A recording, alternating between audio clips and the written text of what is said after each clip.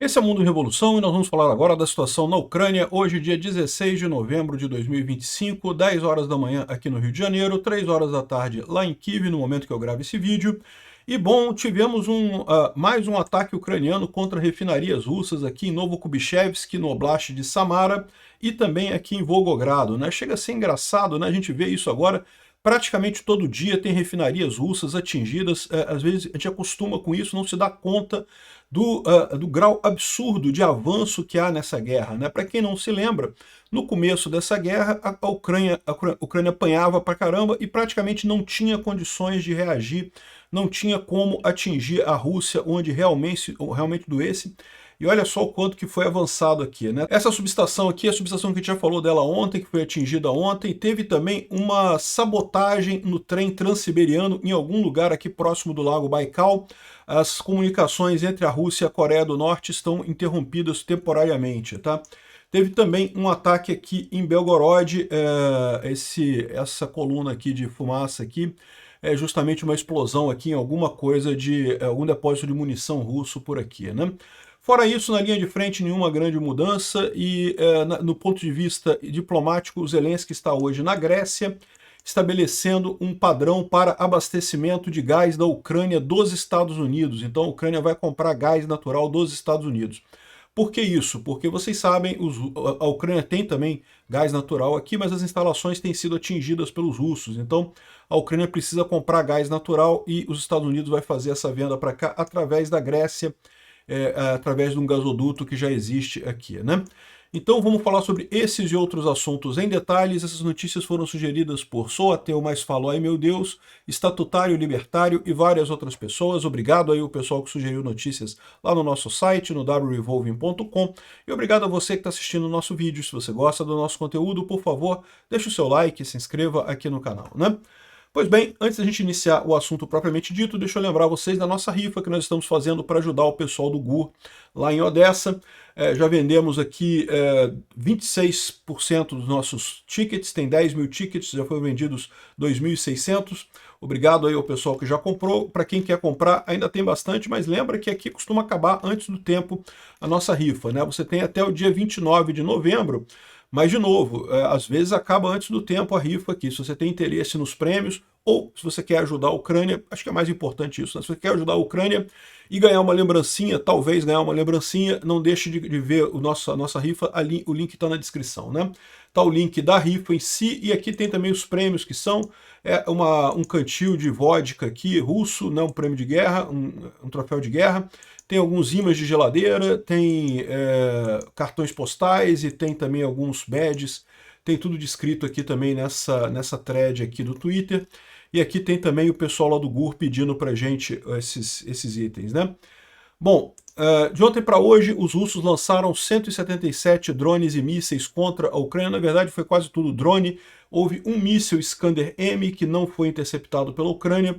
Fora isso, dos 175 drones que foram lançados, 139 foram derrubados, não, desculpa, dos 176 drones que foram lançados, teve mais um míssil, daí deu 177 aqui, 139 deles foram derrubados, o que é uma boa marca, né? Conseguiram derrubar uma boa parte dos drones, a maior parte foi em Kiev e aqui outras regiões do leste da Ucrânia, mas nenhum dano muito significativo de ontem para hoje, né? Agora, os ucranianos, por sua vez, fizeram alguns ataques bastante significativos, né? As forças ucranianas atingiram a refinaria de óleo de Novokubichevsk em Samara. De novo, vocês lembram quando atingiu pela primeira vez Samara aqui? Pô, longe pra caramba, uma distância enorme aqui. Samara é uma das principais regiões de refino da Rússia. Aqui tem 3 refinarias aqui importantes. Tem a refinaria de Kubichevsk, que é essa daqui. Tem a Novokubichevsk, que é essa daqui. E tem mais uma para cá, que eu acho que chama-se Samara. Não, é Syzran. Aqui, ó, Syzran é a terceira refinaria que tem aqui. E os ucranianos, de tempos em tempos, atingem essas refinarias aqui na região de Samara, justamente porque é um grande polo produtor russo aqui nessa região, né? Então, o Novokubichevsk foi o alvo da vez hoje. Temos várias imagens aqui da refinaria atingindo. Aqui está o momento da explosão. Não, esse aqui é o momento do lançamento dos drones, tá? E também atingiu um depósito de drones Rubicon, segundo o Estado-Maior das forças ucranianas, né? Também teve outros alvos locais de transferência na região temporariamente ocupada de Donetsk. Você lembra que a refinaria de Ryazan, que foi atacada ontem, também teve ataque, também teve dano, né? E teve problemas com tanques, hacks de pipeline, né, de linhas, e os drones a jato BARS foram usados nesses ataques, né? Então, boa novidade, a gente tem aqui os drones atingindo a refinaria de Novokubichevsk. Aqui mostra a refinaria. Não dá para ver muita coisa aqui, aqui, ó, dá para ver o momento da explosão ali. Tem outras imagens aqui também, mas nada muito significativo em termos de imagens aqui. Essas imagens aqui são melhores um pouquinho. Segundo eu estou dizendo, tiveram quatro visitas ali na refinaria de Samara, 4 drones atingiram a refinaria de Samara de ontem para hoje, né? Então dá uma explosão bem grande aqui, parece bem significativo isso daqui, né? Aqui mais uma imagem aqui, ó, da refinaria de Samara. A refinaria está pegando fogo, justamente aqui o incêndio ali em Novokubichevsk, que foi atingido de ontem para hoje, né? Mais uma refinaria longe dentro da Rússia e atingida pelos ucranianos. Aqui, o Centro de Comando de Forças Não Tripuladas, de Sistemas Não Tripulados da Ucrânia, confirmou que atingiu Novokubichevsk, a refinaria de óleo de Novokubichevsk. Explosões seguiram ao dano, né? E dano está sendo verificado. Um segundo ataque na planta, o anterior, em 19 de outubro, desligou duas das principais unidades de processamento, fizeram outro ataque agora, provavelmente ou destruindo outra unidade de processamento, ou então alguma das unidades anteriores que tinha sido recolocada em operação foi novamente tirada de operação agora pelos ucranianos, né? Bom, também teve um ataque na refinaria de Volgogrado, né? A refinaria de Volgogrado, então aqui Novokubichevsk, aqui em Samara, é a mais distante. Volgogrado também tem uma refinaria aqui, também foi atingida a refinaria de Volgogrado. Aqui a gente tem algumas imagens da refinaria pegando fogo aqui em Volgogrado. Essa refinaria, aqui o momento que o drone está chegando ali na refinaria. Essa refinaria é uma que já foi atingida várias vezes, foi atingida mais uma vez agora. Se tornou um episódio costumeiro aqui nessa guerra da Ucrânia com a Rússia, né? Então, excelente notícia isso daqui. Tivemos também aqui na região de Malova Pristan. Malova Pristan, essa região aqui de Belgorod, também foi atingida aqui. A Maslova Pristan, exatamente aqui. Foi atingido também isso daqui. Imagina-se que seja algum depósito de munição que foi atingido aqui em Belgorod, né? Além disso, o GUR confirmou que foi atingida a Transiberiana. A ferrovia Transiberiana foi atingida lá perto de Baikal e teria interrompido o tráfego entre a Coreia do Norte e a Rússia, né? Vocês sabem, a Coreia do Norte continua abastecendo a Rússia com mísseis, com um monte de coisa, e para isso o principal caminho é através dos trens. Não há trem propriamente cruzando aqui da Coreia do Norte para a Rússia, mas eles fazem aqui o porto aqui na região e daqui já pega o trem e já faz todo o trajeto até a Rússia, né, a partir da Coreia do Norte. E essa ferrovia aqui foi danificada pelo serviço secreto ucraniano, ou seja, claramente o que o Budanov está falando, Budanov é o chefe do GUR, né? O que o Budanov está falando é que foi um sistema de sabotagem, ou seja, alguém foi lá e sabotou a ferrovia e conseguiu destruir ela, né? É lógico que isso é temporário, em algum tempo vão consertar a ferrovia, mas de qualquer forma você já interrompe a logística russa ali, né? Bom, a gente tem imagens de satélite posteriores ao ataque ali em Novorossiysk. Lembra, a gente falou que o ataque que atingiu o sistema de defesa antiaéreo foi nessa região aqui, e dá para ver aqui 4 lançadores aqui do S-300 ou S-400 e mais 3 aqui em cima. E a gente tem aqui essa imagem agora que mostra que pelo menos os 4 de baixo foram totalmente destruídos, tá?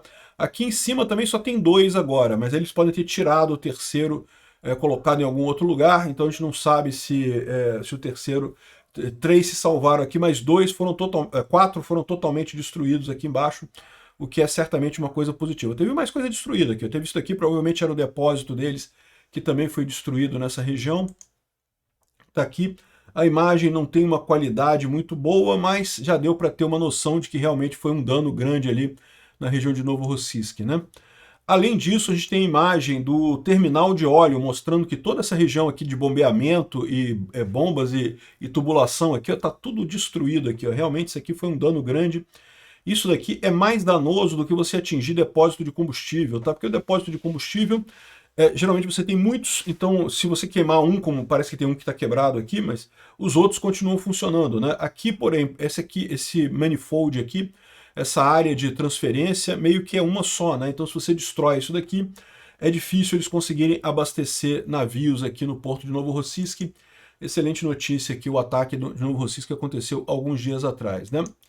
A gente tem a informação também confirmada de que o porto de Novorossiysk parou de exportar petróleo. Tá? Os navios que estavam indo lá para se abastecer, coisa e tal, estão dando meia volta e voltando, porque não tem condições de abastecer petróleo lá em Novorossiysk. Isso deve gerar um impacto grande para a economia russa. Esse é o objetivo da Ucrânia nessa guerra neste momento, né? Bom, falando sobre a linha de frente, os russos tentaram um avanço em Ruzin Yar, que é próximo de Konstantinivka, aproveitando mais uma vez a neblina muito grande, mas mais uma vez os ucranianos descobriram e conseguiram destruir a maior parte dos blindados russos ali, apesar do tempo ruim ali em Konstantinivka, né? A gente está falando dessa região aqui. Konstantinivka é aqui, Ruzin Yar é nessa região aqui. Aqui está marcado como tomado, mas na verdade essa área está em briga ainda está sendo disputada aqui por ucranianos e russos, né? Justamente os russos tentaram avançar aqui e foram destruídos pelos ucranianos, como mostra essa imagem aqui do pessoal, né? Bom, a gente tem também aqui a indicação de que um robô ucraniano, um sistema K2, tomou algumas tropas russas, né? Um soldado russo foi morto e outro ferido, e um terceiro foi eliminado por drone. Então é a primeira vez que a gente vê um robô matando tropa russa ali na linha de frente.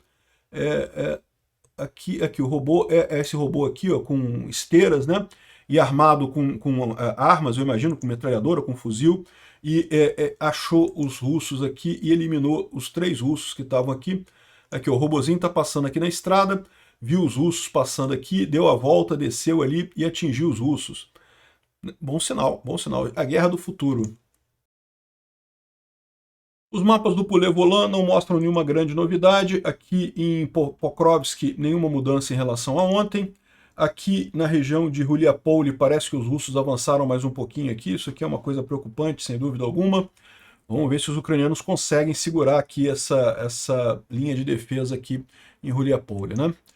Bom, o Michael Kaufman traz aqui um upgrade da viagem depois da última um upgrade da guerra, depois da última viagem que ele fez à Ucrânia, né? As forças ucranianas estão segurando, mas a situação deteriorou desde julho devido à maior pressão ofensiva russa, né?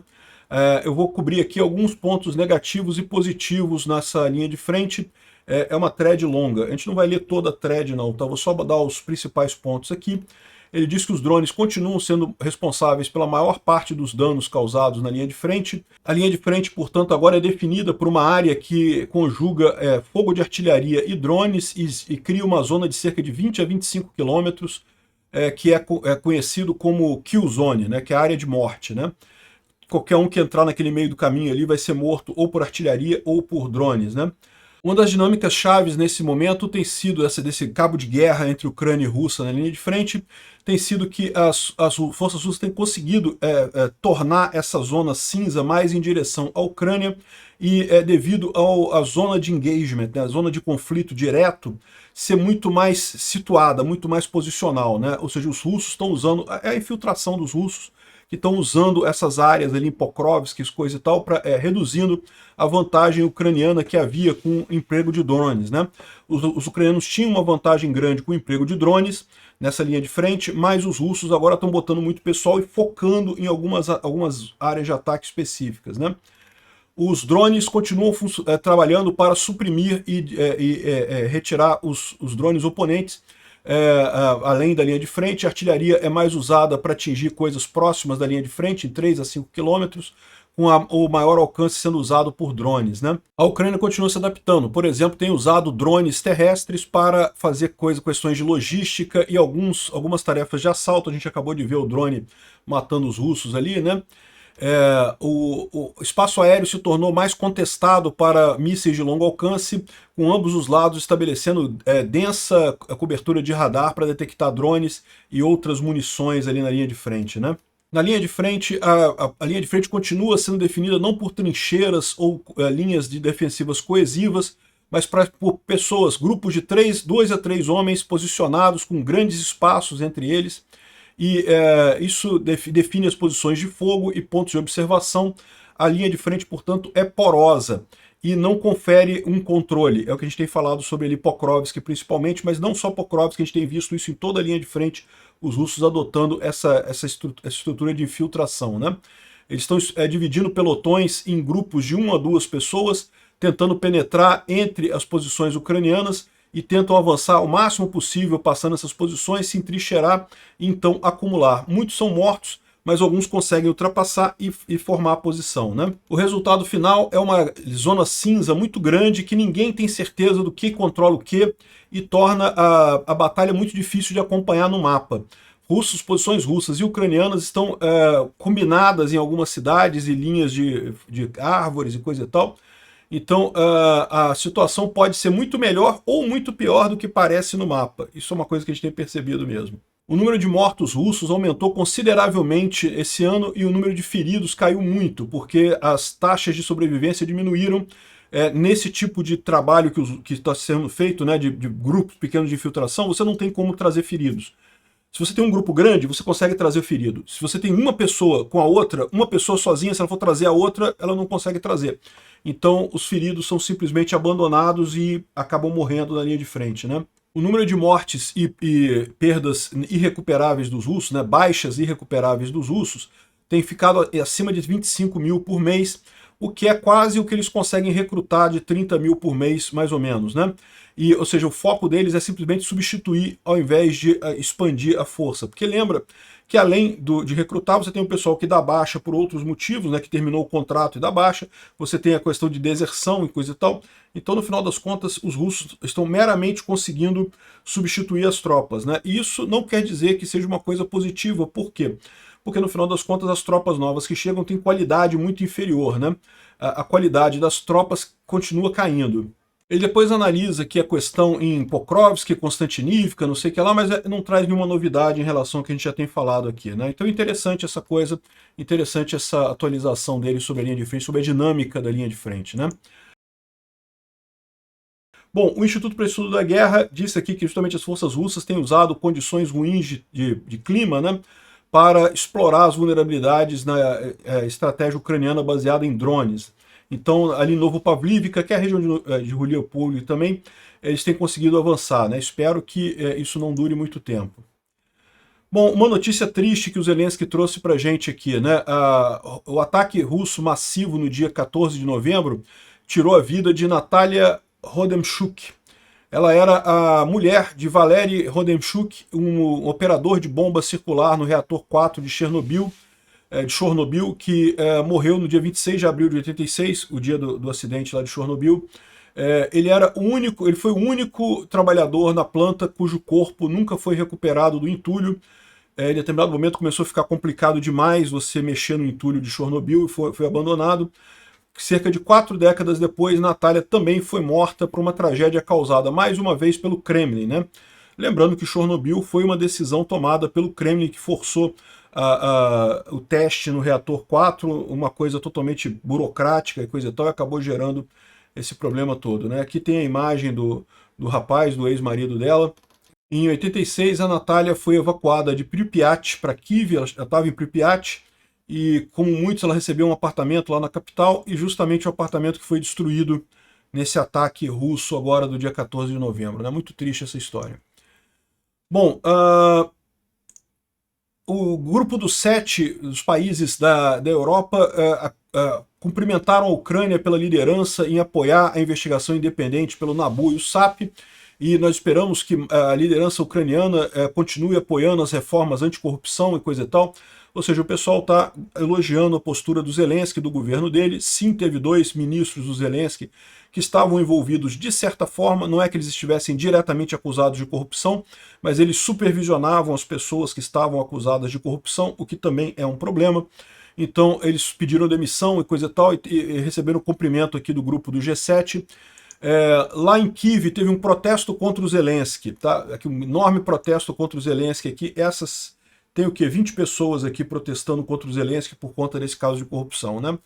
Isso mostra que, mais uma vez, os russos continuam tentando fazer levantar o povo ucraniano contra o Zelensky, mas a verdade é que o pessoal está satisfeito com a situação. Assim, eu não tenho dúvida nenhuma que depois que terminar essa guerra, vai haver eleição, outro presidente na Ucrânia, mas por enquanto ninguém pensa em trocar o Zelensky lá na Ucrânia. Essas tentativas russas de colocar esse escândalo de corrupção como uma coisa muito grande. Algumas matérias de jornais falaram, não, porque tem grandes protestos em Kiev contra o Zelensky, não sei o que lá, isso daqui, ó. 14 pessoas aqui na praça lá da Maidan e nada além disso, né? O Zelensky, por sua vez, está na Grécia. Ele foi lá para fazer acordos de cooperação energética e militar com a Grécia. E a gente já tem uma notícia, que é justamente a entrega de gás a partir da Grécia para a Ucrânia, vai começar em janeiro. O Zelensky confirmou, isso é uma preocupação dos ucranianos, né? O inverno na Ucrânia é muito frio e existe o risco, uma vez que muitas usinas foram destruídas pelos russos nesses ataques, de faltar gás na Ucrânia, né? E aí o primeiro-ministro grego, o Mitsotakis, disse que marcou um novo patamar nas relações bilaterais entre a Grécia e a Ucrânia, né? E a Grécia se tornou um hub de gás natural liquefeito para a região do leste europeu, ali central e leste europeu, né? Então o gasoduto aqui que passa sai da Grécia, entra na Bulgária, passa pela Romênia, Moldova e passa aqui pela Ucrânia, vai ser usado para abastecer a Ucrânia com gás, né? E bom, uma outra novidade interessante é que a Embraer está transformando o Super Tucano em um caçador de drones para vender no mercado europeu. Eu acho bacana, acho interessante isso daí, é uma coisa que a Ucrânia tem usado muito, o Yak, né, que é um aviãozinho mais antigo também para isso. Os drones são relativamente lentos, então você pode ter um turbo-hélicezinho lento aí para buscar esses drones e derrubar esses drones. A questão toda e o governo brasileiro vai deixar? Porque o problema é que vocês sabem que o Lula não quer ajudar a Ucrânia, né? É capaz de vender para a Rússia esse negócio aí. Obrigado por assistir nosso vídeo até o final. Tem alguns links para você nos ajudar aí na tela e também na descrição desse vídeo. Contribua com o nosso projeto.